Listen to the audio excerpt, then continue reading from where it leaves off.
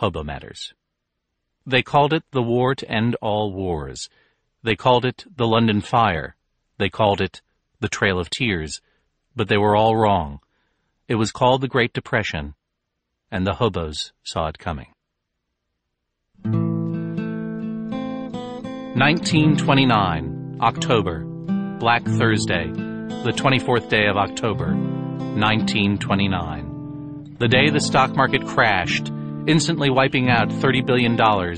Soon after, the Bank of the United States would collapse, trapping all inside, many of them orphans.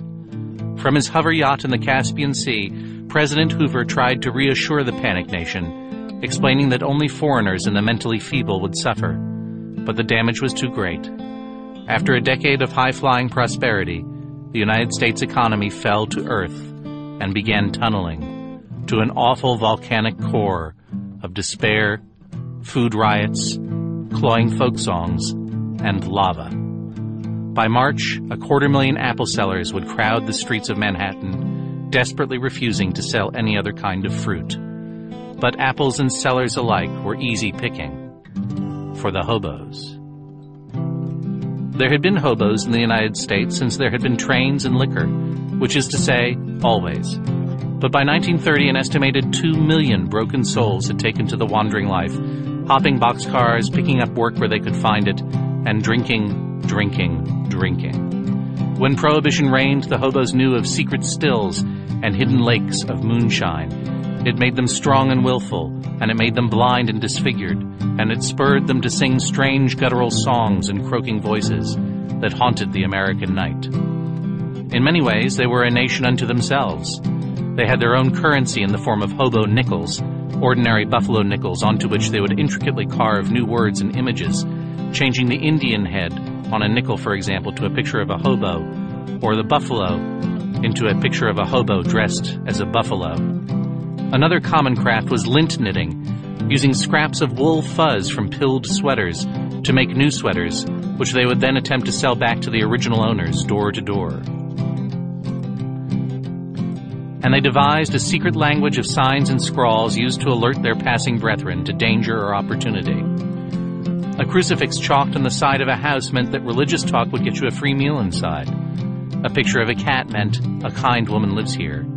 But intersecting circles warned the local sheriff carried throwing stars, while twin W's meant a dog slept in the yard and would rise on 2 legs and whisper secrets if you slept in the bushes. On some alley walls in whistle-stop towns, you might find a cryptic translation of the complete text of Tristram Shandy, as that was the hobo's favorite novel. And a picture of an H with sun rays around it meant that the hour had come. It was time to overthrow the government of the United States. When, in the spring of 1932, great masses of unemployed veterans descended upon Washington to urge the passing of the bonus bill, hobos came with them. Under the leadership of Joey Stink-Eye Smiles, they infiltrated the White House, pocketing sandwiches and replacing Secretary of the Treasury Ogden Mills with one of their own, Hobo Joe Junkpan.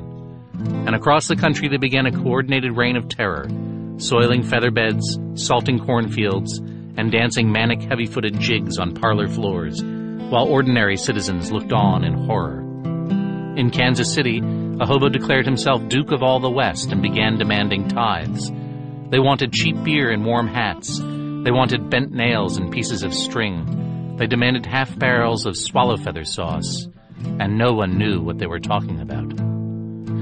At his inauguration in 1933, a new crippled president named Roosevelt addressed the nervous crowd. The people of the United States have not failed. In their need, they have registered a mandate that they want direct, vigorous action. And so I will kill all the hobos, and together we will gnaw on their bones. It was time for a comprehensive hobo eradication plan the president called a New Deal. Roosevelt acted swiftly. He established the Civilian Conservation and Hobo Fighting Corps. He took the country off the gold standard, denying the hobos the use of their precious teeth. The Works Progress Administration was created largely as a cover for Walker Evans, photographer by day, hobo hunter by night. He had only one target, Joey Stink-Eye Smiles. But Smiles was slippery, twice eluding the photographer's poisoned darts before disappearing into a ditch or a shrub. Now it was war. The hobos retaliated by sneaking up behind the White House and whistling very loudly.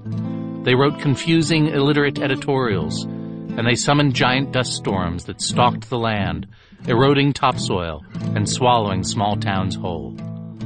Finally, the president knew there was only one way to end the hobos' march across the blighted land: polio. Alone in his secret White House lab, Roosevelt created a concentrated serum of the dreaded disease that would be placed in the nation's water supply by the Tennessee Valley Authority.